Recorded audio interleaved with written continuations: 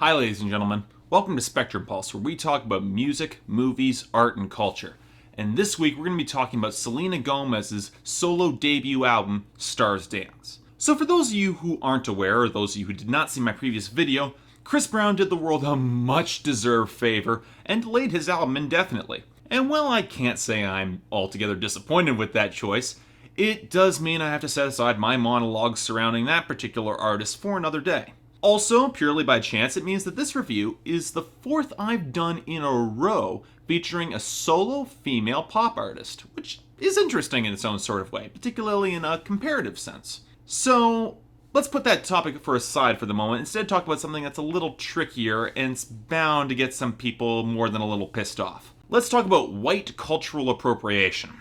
Now, given the cataclysmic flop of The Lone Ranger and Johnny Depp's justly criticized performance as Tonto, the discussion surrounding white cultural appropriation has resurfaced again in the media. Many have rightfully said that the role of Tonto should have been played by a Native American, particularly when there are many underserved Native American actors and actresses who are not often given the chance to play such a major role in a big blockbuster.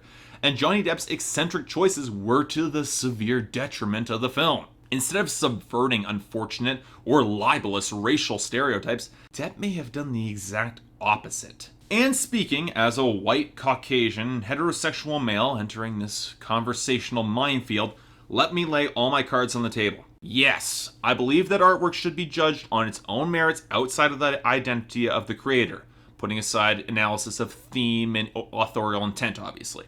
I believe that there is a standard for quality that should hold up regardless of the race, gender, and sexuality of the author. However, when it comes to enabling opportunities for minority players, I strongly believe that the role should be filled by actors that best fit the story, setting, and tone. In other words, if you're looking to cast a Native American part or tell a Native American story, the person who's best served in playing that part or telling that story is a Native American. It adds a certain degree of authenticity and nuance in the details, and in film is often required to maintain that cinematic immersion. So, in the case of The Lone Ranger, it should be obvious that a Native American should play Tonto, and thus maintain the verisimilitude of the production. Johnny Depp is a great actor, nobody's denying that, but it breaks immersion when you see an obviously white guy playing a Native American role. And yeah, I get that some nincompoop is probably going to say that this is a double standard, that I'm promoting opportunities for minorities instead of just letting quality win out. And yeah, it is a double standard. But in the era where we have a massive predominance of white, male, heterosexual stories written and told by white, heterosexual men, there's absolutely nothing wrong with introducing variety into the cultural narrative, and it often feels that most authentic when delivered by those closest to it. Who am I to be telling the story of somebody who is not a white heterosexual male, somebody who's been disadvantaged by the system?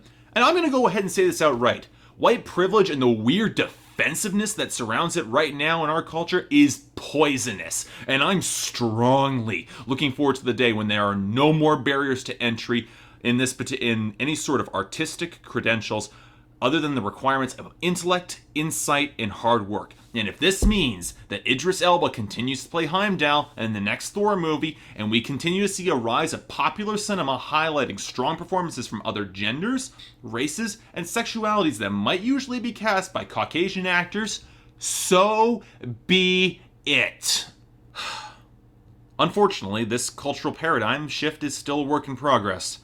And there are still plenty of Caucasian artists who want to tell stories and appropriate elements, themes, and stylistic quirks from other genres and other cultures. And here's where we reach the very tricky topic of cultural appropriation, in this case referring to music. Now, it's unfortunately true that white acts have co-opted rock and roll from African American acts and made it into the commercially successful genre that it is today. They did this back in the 40s and the 50s. And really, the sad history of how many black R&B musicians lost out in the dawning days of the record industry is really absolutely heartbreaking. It's a goddamn shame more of them aren't remembered as well today. But even today, we see plenty of musical acts co-opt rhythms and cultural styles that incorporate them from a different cultural tradition and incorporate them into their music. And it's an interesting discussion whether or not this is cultural appropriation in some form, or might be considered culturally insensitive. For example, let's take the Talking Heads, one of the most acclaimed acts of the 70s and 80s. Now, if you've listened to your material, and I'm assuming you have, you've inevitably heard the rhythmic sections that have a distinctly African sound. For those of you who don't know, the Talking Heads were originally composed of 3 Caucasian students from Providence. Now, is the usage of African-influenced rhythms in their music cultural appropriation? Well, to be completely honest, I don't really think so, because the Talking Heads grasped and captured the spirit behind those rhythms. They knew what they were doing. They understood the cultural context of what they were bringing in, and the rhythms fit the tone of their material, particularly on Remain in Light. But let's fast forward to today with Vampire Weekend, a band that also uses African-inspired rhythms and claims to draw influence from the Talking Heads. Now, a lot of people would argue that their material isn't culturally insensitive because of Vampire Weekend's high quality. Given the weirdly defensive stance the band has taken towards white privilege, it's a little harder for me to defend them when it seems that their themes that they're promoting in their music run contrary to the themes originally associated with the culture of the rhythms that they're using. Now look, as long as we have distinct cultures, this conversation will continue.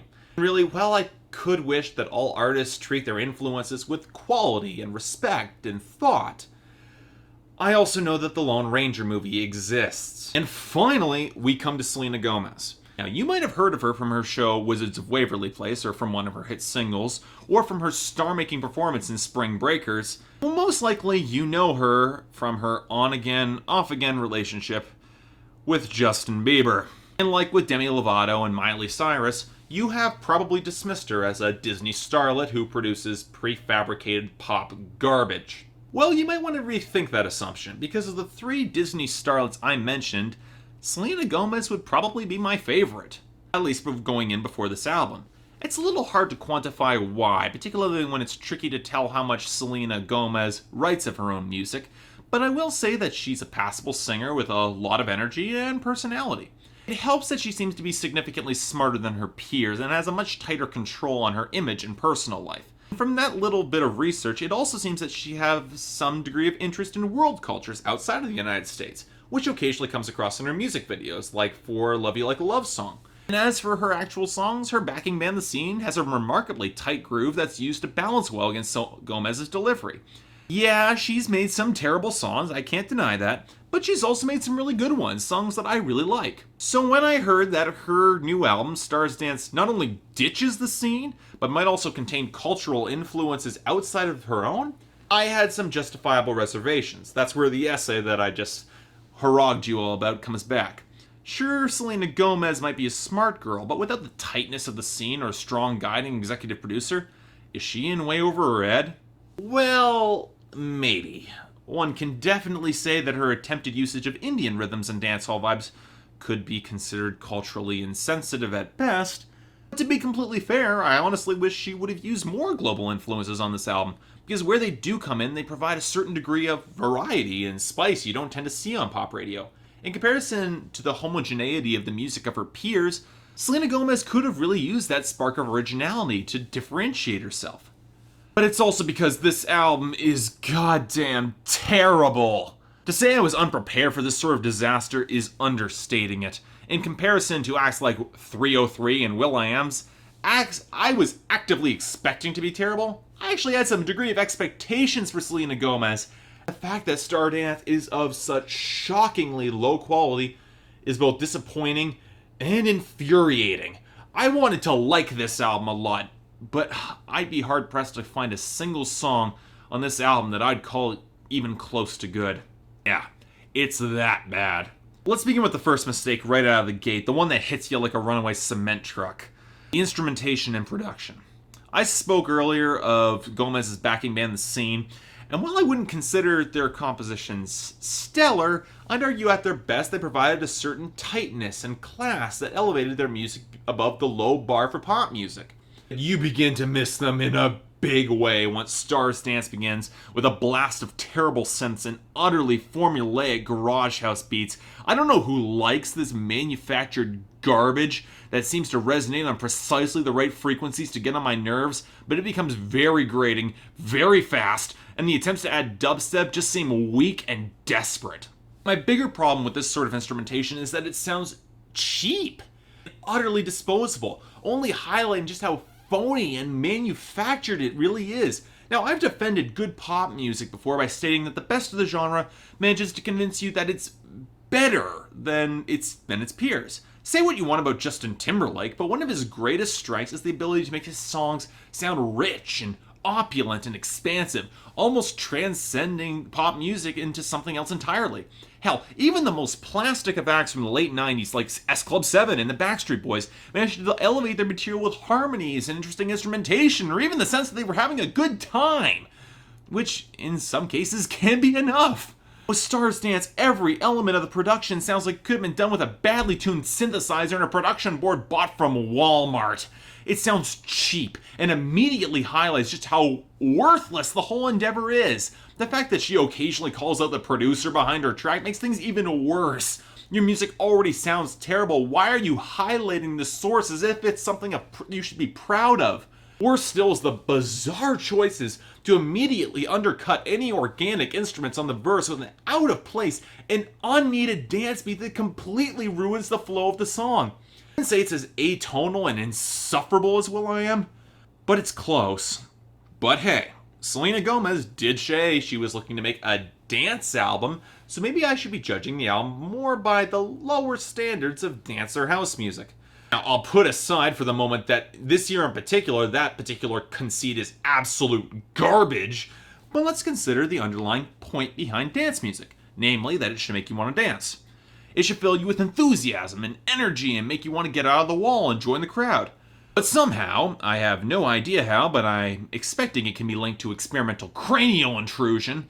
Stars Dance is a dance album that makes me not want to dance, but to find a seat and start drinking heavily.